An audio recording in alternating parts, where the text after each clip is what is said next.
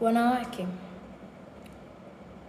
penda sana kwenda kucheki afya yako, hususan kwenye via vya uzazi, lakini kujua afya yako ya uzazi inaendeleaje.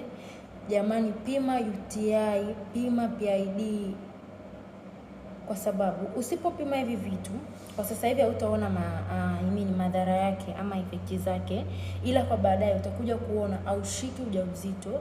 Kingine, unakuwa unakosa hisia na mwenza wako. Tukienda mbele zaidi, utakuwa unamwambukiza mwanaume wako hiyo maambukizi ya bakteria wabaya, mfano UTI, fangasi sugu.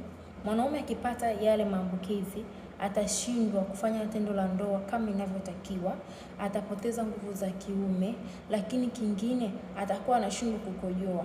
Mwanamke na mwanaume, ni afadhali kucheki afya yako mapema kabla mambo hayajaharibika.